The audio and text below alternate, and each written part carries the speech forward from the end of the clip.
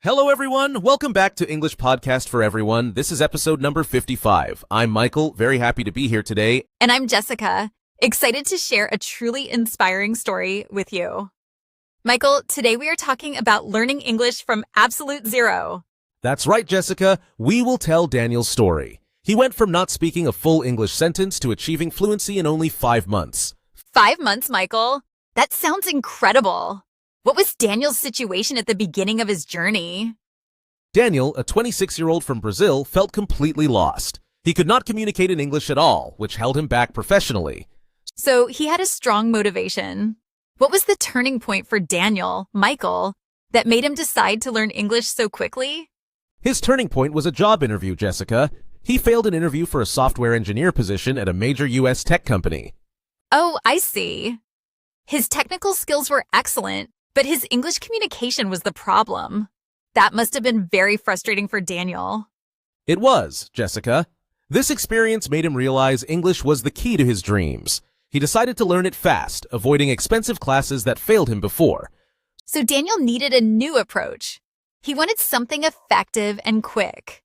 What was the first part of his 5-month method, Michael? The first part, Jessica, focused on the first 15 days. He called it fixing the biggest mistake. It was about using what he already knew. That's interesting. So instead of learning new words, Daniel focused on activating his existing vocabulary, correct, Michael? Exactly, Jessica. He created a survival sentence list. It had 50 simple, real-life sentences like, "Hi, how are you?" and "I do not understand." And what did he do with this list, Michael? How did he practice these basic sentences daily? He read them aloud 10 times every morning, Jessica. This helped him get comfortable with basic phrases and build a foundation for speaking. That sounds like a simple but powerful start. What else did Daniel do in those first 15 days to prepare himself? He practiced speaking to himself daily, Jessica, especially when alone. This trained his brain to start thinking in English naturally. So he was creating an English environment inside his own mind. That's a clever way to begin, Michael. He also practiced 5 sentences with a twist, Jessica. He chose 5 sentences daily from movies or conversations. And how did he practice these, Michael? Was it just simple repetition or something more specific? He copied them exactly, Jessica. He repeated them 10 times with the same emotion, speed, and pronunciation as native speakers. This was crucial for naturalness. That's a very active way to learn pronunciation and intonation. So after these 15 days, what was the next phase of Daniel's method, Michael? After 15 days, Jessica, the real practice begins. He focused on improving speaking speed and naturalness with a question-answer method. How did that method work, Michael? Did he ask himself questions, or did he use a partner for this? He asked himself simple questions in English, Jessica, and answered them immediately. Then he added more details with each repetition. So he was building his ability to respond quickly and expand his thoughts in English.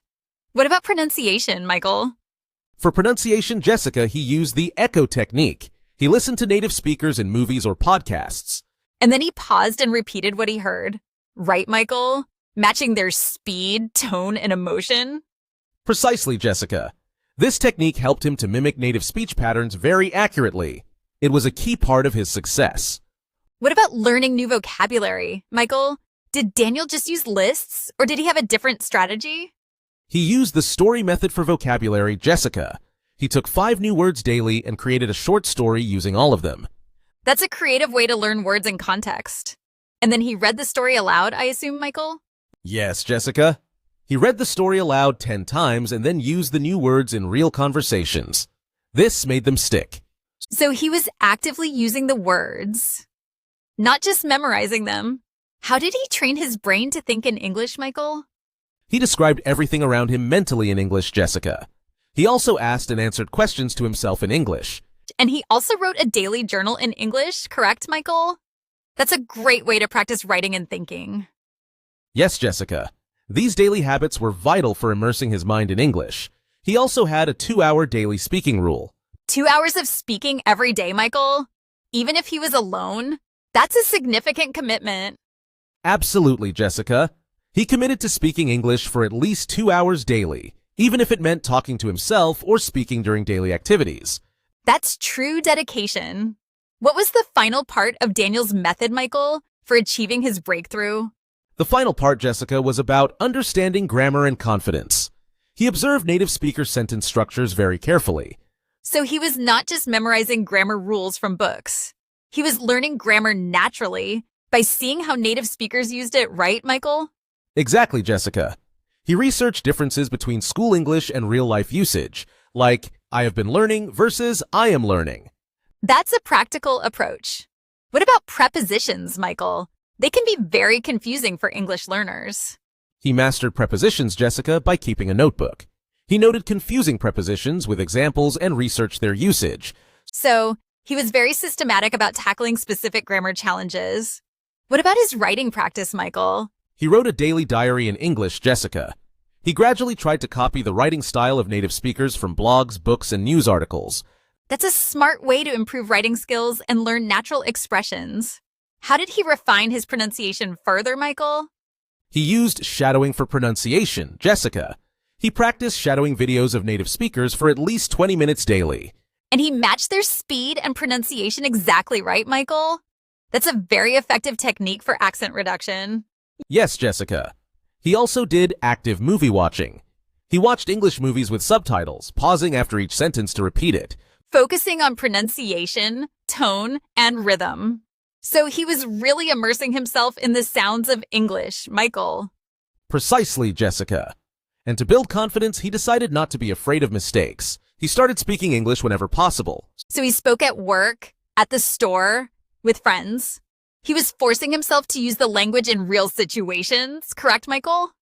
Yes, Jessica. He also prepared and practiced 10 common conversation topics like, how was your day? This helped him speak fluently. That's a great tip for anyone feeling shy. Having ready answers for common questions can boost confidence. What about finding practice partners, Michael? He joined online English groups, Jessica. He practiced with people from different countries, which made learning fun and greatly improved his English. So after 5 months of this intense and consistent practice, what was the outcome for Daniel, Michael?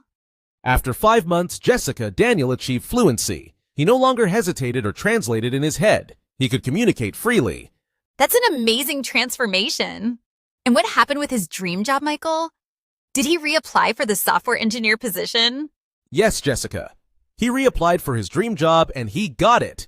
His starting salary was $5,000 a month.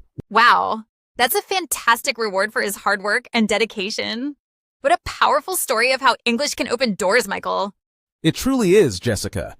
He even bought gifts for his parents, realizing his journey was for them too. It was a complete life change. So, Michael, what are the key lessons we can take from Daniel's powerful journey for our own English learning? The first key lesson, Jessica, is that mindset is everything. Believing in yourself and changing negative self-talk is crucial for success. So, thinking positively about our ability to learn English is the first step. What's the second lesson, Michael? The second lesson, Jessica, is to surround yourself with English. Integrate English into your daily life. Like changing your phone language, watching English content, listening to music, and thinking in English. Right, Michael? Exactly, Jessica. Make English a constant part of your environment. The third lesson is speaking without fear. So, embracing mistakes as part of learning and actively forcing yourself to speak, even when it feels uncomfortable, correct, Michael? Yes, Jessica. The fourth lesson is active listening.